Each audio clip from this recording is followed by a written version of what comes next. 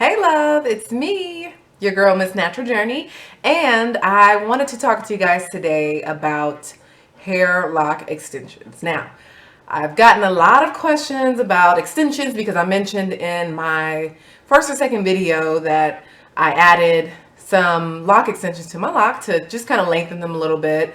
I was not happy with the length of my locks, and it was growing, but it was growing at a very slow pace to where you really couldn't even tell that it was growing. So I wanted to be able to do more hairstyles and have more of a variety. So I went ahead and I added some extensions to the ends of my locks. And I've gotten a few questions just about different methods and kind of how I did it and how I'm liking it and just my experience in general. So I wanted to make a video. I promised one of my subbies that I would, and do a quick explanation of lock extensions, and then also to do a demonstration of a couple of different methods. So basically, I was about 6 months into my lock journey, and like I said, I wasn't happy with the length. I wasn't happy with the time that it was taking for me to grow my locks, and I'm a little impatient. Like, I'm a results oriented person. Like, if I want something, I make it happen. And so I started researching where else, YouTube, for different ways that I could extend my locks and just different options that I had. So I came across a lot of videos with different methods on how you can do lock extensions. And just to kind of explain to you guys a couple of different methods that I saw, there are methods that are kind of like creating faux locks, where you start from the base of your lock and you wrap the hair around it pretty much. I didn't want to really do that. I wanted to keep the thickness of my locks. I didn't want to make them any more thick than they are. So I wanted to see just what my other options were. And so I kept researching, and I came across two methods that I thought were very, very effective and very easy to do. One of them was called twist and rip. And then the other method was just bridging hair onto your locks, aka braiding hair onto your locks. And kind of just using, like, if you're doing extensions, braids, like regular braids where you kind of wrap the hair around and then you start to braid it. It's pretty much the same thing, but you're doing it to the ends of your hair. So I kind of use a combination of both. When I first started my extensions, I started in the back, and I started with the twist and rip method. I stopped doing that because I was afraid that they were going to come loose and come off. However, they didn't. So I did like 2 rows in the back with the twist and rip method. And then the rest of my hair, I just did the regular, like, braided version of the extension. So I'm going to show you guys right now how to achieve both of those looks. And I will say that when you braid it, it takes a very long time for your hair to blend perfectly. Like, my hair still is not blended perfectly. If you see it up close, you can kind of tell that it still braids at the ends.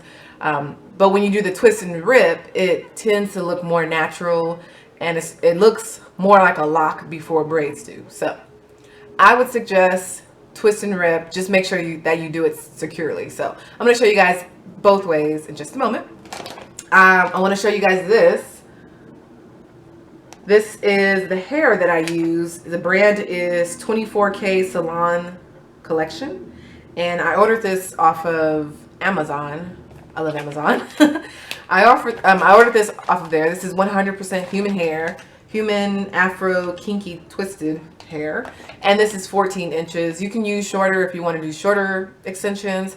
It's all up to you. So I used this, and I pretty much used all of it. I didn't like cut it or anything like that. So when you receive it, it's in this little Ziploc bag, and it's in just a big bundle of hair. So let me open this bad boy.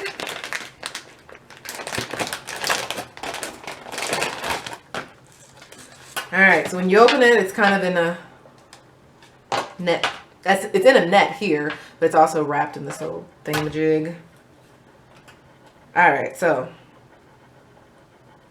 what I would advise anyone and everyone to do is to use, depending on where you are in the maturity of your locks, if you are still in the pretty early phase like I was only 6 months in, I wouldn't suggest adding extensions to your hair any earlier than 6 months. Simply because you just never know. Like, your hair is still adjusting, and it's still maturing, so you don't want to add any extra tension or disturb that process in any way. So I would say wait until after 6 months and do this if you choose to. But I'm just going to take about that much hair, and this is it. And I have a couple of locks that are not extended. Let me see if I can find one. All right, so this lock here does not have an extension on it. I'm going to use this lock to show you guys and demonstrate both methods of adding the extension to the hair. So I went ahead and I took off about that much hair. You can kind of stretch it a little bit. You really don't need to because it's already stretched for the most part. And I'm going to actually grab a little more. You want to try to make it similar to the thickness of your lock already so that it blends better. Alright, so what you're going to want to do is take about that much hair, and you want to make sure that your braid is going to be about the same size as your lock in thickness. So for my locks, this is about as much as that is. And you're going to fold it in half, obviously. Well, not obviously, but yes, you're going to fold it in half. And what I like to do is I start my extension about an inch above, well, about half an inch above the actual end of the lock, so that it holds on easier and I don't have to worry about it kind of sliding off. So you're just going to take the middle of the hair, wrap it around your lock, and then begin to braid it on using the lock as the third strand. So you braid, braid, braid.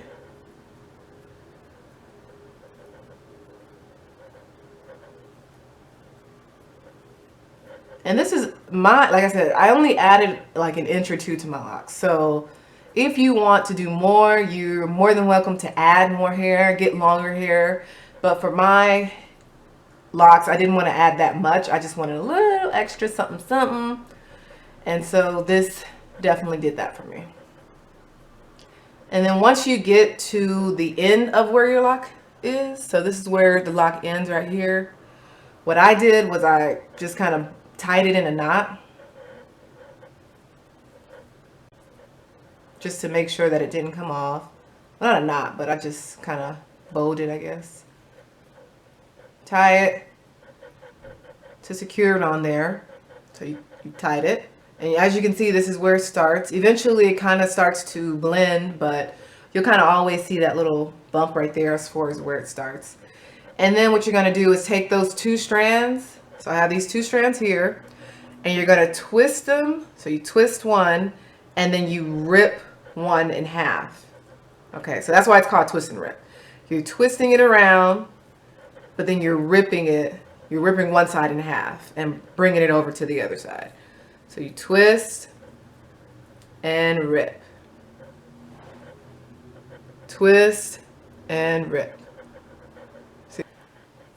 Twist, rip one side, bring it over to the other. Twist, rip one side, bring it over to the other. Twist, rip one side, bring it over to the other. So you just continue to do that as you're going around. Twist it, rip it, twist it, rip it, twist it, and rip it. And basically what this is doing is creating almost like a reverse version of interlocking. By twisting it and ripping it, well, splitting it basically, you're just creating almost like a knot. It basically deters the hair from unraveling so that it stays in its twisted state and that it doesn't unravel. And eventually your hair will, because it's human hair, and I would not suggest this on non-human hair, it's gonna begin to lock on its own as you wash it and as it gets older. So you don't really want it to come loose in the process. So just continuing to twist and rip, twist and rip, twist and rip. All right, so once you're done, your hair should look something like this.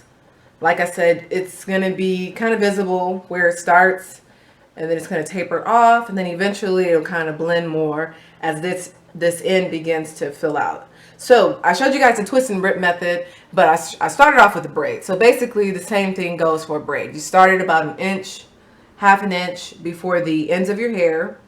And then just as I started the braid, you just continue in a braid. Very easy. So this is a twist and rip method, braid method. I pretty much showed you guys at the beginning. And that is it and all. So if you guys have any questions, please let me know. Also, I would say do more research on YouTube. I'm sure there's other videos that can show you more clearer the twist and rip method as well as other methods. So just do your research to discover what works for you, because what worked for me may not work for you. So this is my experience. This is how I did my lock extensions. So do your research, see what works best for you.